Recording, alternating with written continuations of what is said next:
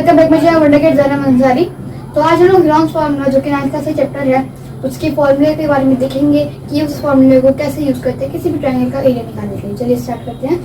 ये किसी भी ट्रायंगल का एरिया निकालने के यूज कर सकते हैं, भले वो इक्विलेटरल हो, आइसोसेलेस हो या फिर स्केलिन ही क्यों ना हो।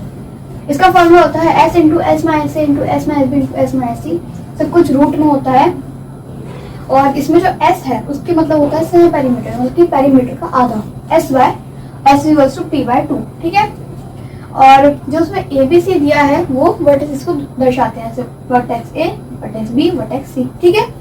हमने यहाँ पे एक स्केलिन ट्रायंगल भी लिया है ताकि हम इसका आपको एरिया निकाल के दिखा सकते हैं। चलिए स्टार्ट करते हैं। इसका एरिया कैसे निकालेंगे?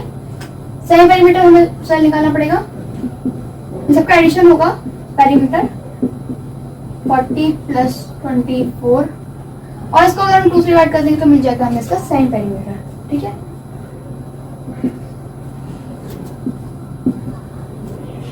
इन सबको ऐड करेंगे 72, 90, 90, 296 बाय, ये होगा 96 होगा इसका पेरीमीटर, इसका पेरीमीटर का आधा, सेमी पेरीमीटर होगा 48 सेंटीमीटर। ठीक है। अब हम, क्योंकि यहाँ पे स्पेस थोड़ा कम है इसलिए हम इसका सेमी पेरीमीटर ऊपर लिख देते हैं 48 सेंटीमीटर। ठीक है। अब ये जो हमने वैल्यू निकाली एस की, इसको इस फॉर्मूले में पुट कर देंगे। ठीक है। देखिए रूट एस मतलब हो गया 48 इंटू एस माइनस ए की वैल्यू हम मानते 24 S minus B 48 minus B 32 and S minus C 48 minus value of C 40। ठीक है। अब ब्रैकेट सॉल्व करने से पहले हम लोग तो फिर से ऐसे लिखते हैं 48, अब इंटू लगा देंगे, ब्रैकेट सॉल्व हो जाएगा तो ब्रैकेट यहाँ से हट जाएगा, तो अब हम लोग इंटू लगाएंगे। बचेगा कितना है यहाँ पे 24 बचे, 24 टू होता है 42 और 48 सॉरी, और यहाँ पे बचे कितना 8 ओ सॉरी 16 बचेगा, 8 और 8 16 इंटू यहाँ बचेगा 8। ठीक है। अब यहाँ मिल गया, हम इसको इरेज करके ये जो हमने निकाला है इसको ऊपर लिख लेते हैं। ठीक है।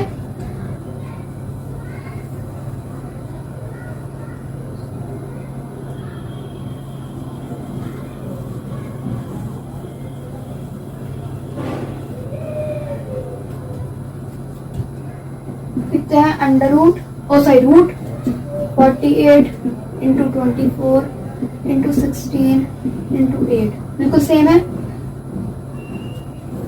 अब जो हमने यहाँ लिखा है इन नंबर्स को हम प्राइम नंबर से डिवाइड करेंगे ताकि हम इनका प्राइम फैक्टराइजेशन निकाल सकें। ठीक है। लेकिन जैसे हमने कहा कि 16 है, 16 क्या ऑलरेडी परफेक्ट स्क्वायर है और इसे कुछ रूट में है, तो 16 परफेक्ट स्क्वायर है तो हम सीधा 4 बाहर निकालेंगे। ठीक है। मतलब कि 16 को ऐसे कैसे लेंगे, जब सारे हम फैक्टराइज कर देंगे इन्हें उसके बाद हम दो के पेयर बाहर निकालेंगे, 16 को 4 लिख देंगे सीधा, 16 को हम डिवाइड करेंगे 2 इंटू 2 इंटू 2 करके। ठीक है। तो 48 फिर से रूट लगाएंगे, 48 का 3 से डिवाइड करेंगे तो बचेगा कितना 16 ऑलरेडी परफेक्ट स्क्वायर है तो रहने दीजिए फिर इसको यहीं पे ऐसे ही। फिर 24 को कैसे सकते हैं 6 इंटू 4 क्या है परफेक्ट स्क्वायर है, 16 को 16 देते हैं, 8 की सकते हैं 4 इंटू 2 8। ठीक है। अब पेयर बाहर निकालेंगे दो कैसे मैंने बोला था आपसे 16 क्या ऑलरेडी 4 का स्क्वायर है, 4 लिख दीजिए इंटू 16 फिर से 4 का स्क्वायर 4, क्योंकि रूट में सब कुछ 4 हिस्सा है 2 का है स्क्वायर, फिर यहाँ पे एक और 4 है तो ये एक और 2 आ गया। अब 16 खत्म हो गया, ये वाला 16 खत्म हो गया, दोनों 4 खत्म हो गए। अब 6 को देखिए, 6 ऐसे बनता है 2 इंटू 3 करके 6 बनता है, तो इसमें 2 आ रहा है और यहाँ पे एक 2 है तो पेयर बन गया 2 का, तो एक और 2 बाहर निकालेंगे इंटू, अब इसी 6 में एक और 3 भी तो होगा, 3 2 6 होता है, 2 बाहर निकाल गया, बचा कितना 3, अब एक 3 यहाँ एक 3 यहाँ तो ये पेयर हो गया तो 3 बाहर निकालेंगे, ये खत्म ये खत्म ये खत्म। अब मल्टीप्लाई करना सीधा सीधा हमें 128 into 3 is equals to 380 centimetre. सबको सेंटीमीटर में था, हम लोग एरिया निकालते हैं, स्क्वायर लगा